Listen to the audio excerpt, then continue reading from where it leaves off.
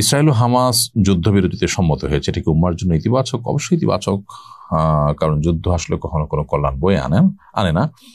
বিধায় মুসলমানদের উপরে যে নির্যাতনের স্টিম রোলার চলছে এই যুদ্ধবিরতির মাধ্যমে কিছুটা হলেও সেটা থামবে, সেটা কমবে, একটু স্বস্তি নিঃশ্বাস মুসলমানরা ফেলতে পারবে, সেই জায়গা থেকে এটা অবশ্যই ইতিবাচক। তবে এই যে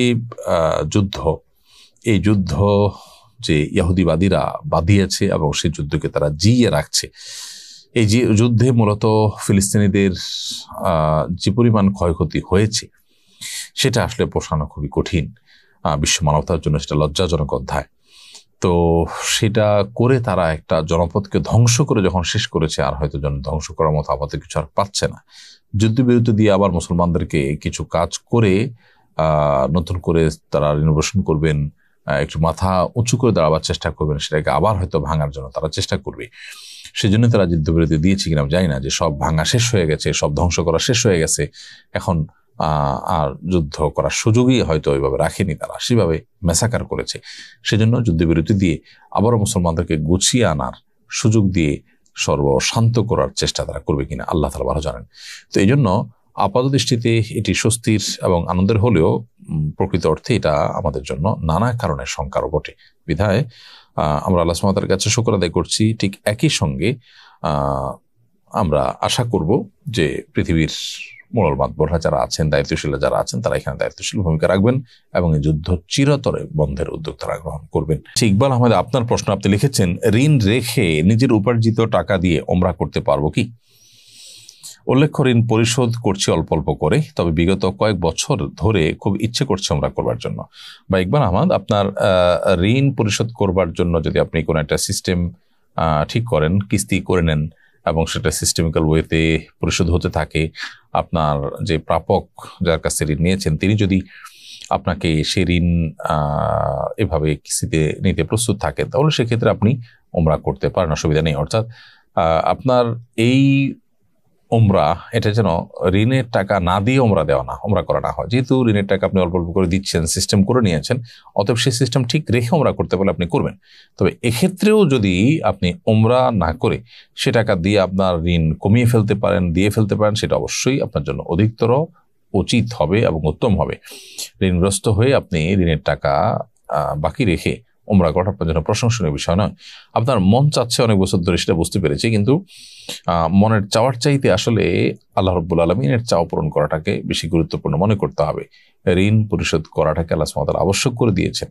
বিধায় আবশ্যিক কাজ বাদ রেখে বা আবশ্যিক কাজ যেন ত্বরান্বিত হয় করতে, সেটা না করে আপনি যে তুলনামূলকভাবে কম গুরুত্বপূর্ণ কাজ যদি করেন, তাহলে সেক্ষেত্রে অবশ্যই প্রশংসনীয় হবে না। এমডি তানভীর হাসান, আপনি লিখেছেন, অনেক মানুষ হুজুরদের ধর্ম ব্যবসায়ী বলেন, এ নিয়ে কিছু বলবেন? দেখুন ভাই তানভীর, আলেমদেরকে ধর্ম ব্যবসায়ী যারা বলেন, এই চক্রটা মূলত ধর্মবিদ্বেষী। এরা জানে যে এদেশে মানুষ ধর্মপ্রাণ, তো ধর্মপ্রাণ মানুষরা এদেশে আলেমুল আমাদের কারণেই মূলত ধর্মপ্রাণ। তো সেজন্য আলেমুল আমাদেরকে ধর্ম বিরোধী কিছু তো বলে তারা পার পাবে না জানে, এজন্য তাদেরকে ধর্ম ব্যবসায়ী তকমা লাগিয়ে নিজের মনের ঝাল মেটাবার চেষ্টা করে। এক শ্রেণীর রাজনীতিবিদরাও আলেমদেরকে ধর্ম ব্যবসায়ী বলেন, কিন্তু আপনি দেখবেন প্রকৃত অর্থে সে রাজনীতিবিদরা ভোটের জন্য, ক্ষমতা আসার জন্য নানা সময় তারা ধর্মের ব্যবহার করে, ধর্মীয় কালচার, কৃষ্টি, ধর্মীয় পোশাক এগুলোর ব্যবহার করেন, ধর্মীয় প্ল্যাটফর্ম ব্যবহার করেন। তো তাদের চেয়ে বড় ধর্ম ব্যবসায়ী কেউ হতে পারে যারা আসলে ধর্মকে তাদের জীবনে, তাদের চিন্তায়, মননে সেভাবে জায়গা দেয় না, অথচ রাজনীতির স্বার্থে অথবা ভোটের স্বার্থে তারা ধর্মের লেবাস ধারণ করে। এরাই তো মূলত ধর্মকে বিক্রি করে পার্থিব উদ্দেশ্য হাসিল করতে চায়। ওলামা ইকরাম তারা ধর্মের কথা বলেন, তারা ধর্ম চান, যা চান তা বলেন, তাহলে সেক্ষেত্রে তারা ব্যবসায়ী কেন হতে যাবেন? যদি বলেন যে তারা পারিশ্রমিক গ্রহণ করেন, অনেক কাজ করে, তো পারিশ্রমিক গ্রহণ করাকে শরীয়ত যদি জায়েজ বলেন, তাহলে সেটা তাদের জন্য দর্শনীয় হবে কেন, বা তাদেরকে সেটা নিয়ে তকমা দেওয়া হবে কেন, বা তকমা দেওয়া হবে কেন? দেখুন, এই ক্ষেত্রে যদি আপনি কোথাও কোনো পরামর্শ দিয়ে, বুদ্ধি দিয়ে আপনি পারিশ্রমিক গ্রহণ করেন, তাহলে সেক্ষেত্রে আপনাকে বুদ্ধি ব্যবসায়ী বলা হবে। এ জাতীয় আর অনেক প্রশ্ন আসে। তো যার কারণে এই তকমা আলেমদেরকে দেওয়া, এটা তাদের প্রতি অবিচার, যেটা সাধারণত ইসলাম বিদ্বেষীরাই, ধর্ম বিদ্বেষীরাই সচরাচর দিয়ে থাকে। আমি একজন ব্যবসায়ী, আমি যদি কাউকে জন্ম নিবন্ধন অথবা এনআইডি কার্ডের বয়স বাড়িয়ে দিই তাহলে কি জায়েজ হবে? এটা অবশ্যই হারাম কাজ এবং গুনাহের কাজ। আপনি যদি কারোর জন্মের ভিতরে কম বেশ করার চেষ্টা করেন তাহলে সেটা রীতিমতো একটি কবিরা গুনাহ, একটা মিথ্যাচারের মধ্যে আপনি সহযোগীর ভূমিকা অবতীর্ণ হলেন, সেজন্য এটি গুনাহের বিষয়। জন্ম নিবন্ধন কিংবা এনআইডি কার্ডের বয়স বাড়ানো মানেই মিথ্যা কথা বলা, যেটা তিনি যে বয়সে তিনি নন সেই বয়সটা সাব্যস্ত করা, এবং এটা সামান্য একটু বেশি চাকরি করার জন্য পার্থিব ছোটখাটো উদ্দেশ্যকে সামনে রেখে এই যে গুনাহের কাজ, এটা যেন আমাদের দ্বারা না হয়। অবশ্য বয়স বাড়ানো কোনো কোনো ক্ষেত্রে বেনিফিটেড হয়, বাড়ানোর মাধ্যমে কখনো কমানোর মাধ্যমে বেনিফিটেড হয়। যেটাই হোক না কেন, যেই তারিখে জন্ম হয়েছে সেই তারিখটি লিখতে হবে। এই তারিখ না লিখে অন্য কোনো তারিখ যদি আপনি লেখেন তাহলে সেক্ষেত্রে অবশ্যই গুনাহগার হবে এবং আল্লাহর কাছে আপনি দায়ী থাকবেন। বিধায় এই ব্যাপারগুলো আমাদের সতর্ক থাকতে হবে। আমাদের অনেকে আছি যারা বাবা মা এবং স্বয়ং শিক্ষক পর্যন্ত দেখা যায় সন্তানের জন্মের যে তারিখ সেই তারিখটাকে হেরফের করে লেখেন একটু সামান্য পার্থিব সুবিধা পাওয়ার জন্য। এটা খুবই আপত্তিকর বিষয় যে স্বয়ং বাবা মাই যদি অন্যায় করেন সন্তানরা কার কাছ থেকে শিখবে। এছাড়া রবিউল লিখেছেন, আমি কখনো ভোট দিইনি, এদিকে আমার পাপ হবে না? আপনার কোনো পাপ হবে না। ভোট দেওয়া কোনো ফরজ বা ওয়াজিব বা সুন্নত কোনোটিই নয় যে এটি দিলে আপনার সওয়াব হবে বা না দিলে গুনাহ হবে। তবে হ্যাঁ, আপনি একটি মন্দকে প্রতিহত করতে চাচ্ছেন, তুলনামূলকভাবে ইসলামের জন্য মুসলমানদের জন্য অনুকূল কাউকে মনে হয় তাকে আপনি ভোট দেওয়ার চেষ্টা করছেন, এটা আল্লাহ রাব্বুল আলামিনের কাছে আপনাকে আজর এনে দিবে ইনশাআল্লাহ তাআলা।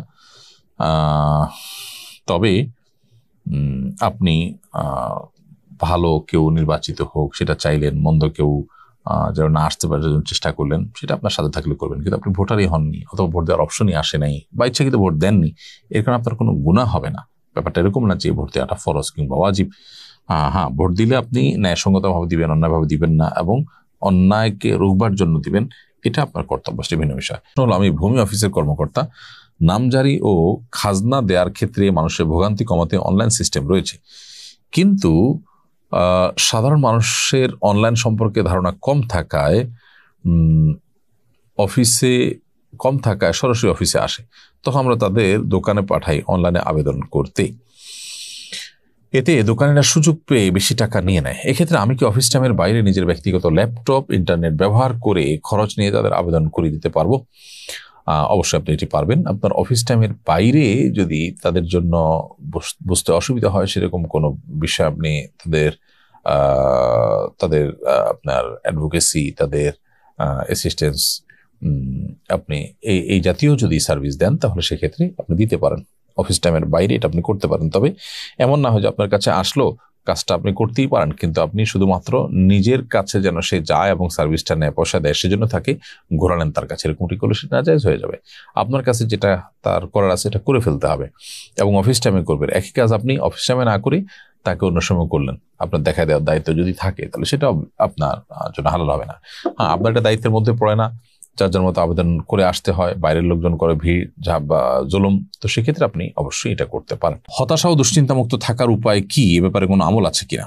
হতাশা এবং দুশ্চিন্তা মুক্ত থাকবার জন্য নবী করিম সাল্লাল্লাহু আলাইহি ওয়াসাল্লাম সেখানে দোয়া আপনি পড়তে পারেন। তিনি আল্লাহ সুবহানাহু ওয়া তাআলার কাছে দোয়া করতেন, আল্লাহুম্মা ইন্নী আউযু বিকা মিনাল হাম্মি ওয়াল হাযান ওয়া আউযু বিকা মিনাল আজজি ওয়াল কাসাল। এখানে দোয়াটির প্রথম অংশে আমরা দেখতে পেয়েছি আল্লাহ রাব্বুল আলামিনের কাছে নবী সাল্লাল্লাহু আলাইহি ওয়াসাল্লাম দোয়া করতেন, হে আল্লাহ, আপনার কাছে আমরা দুশ্চিন্তা এবং পেরেশানি থেকে পানাহ চাই, আশ্রয় চাই।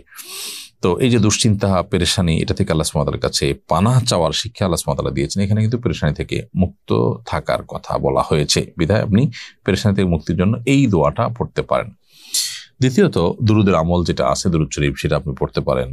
তারপর বিশেষ করে ইস্তেগফার, সেটিও মানুষের দুশ্চিন্তাকে দূর করার ক্ষেত্রে যথেষ্ট সহায়ক ভূমিকা রাখে, বিধায় সেটিও আপনি করতে পারেন। আস-সুন্নাহ ফাউন্ডেশন, উম্মার স্বার্থে সুন্নাহর সাথে।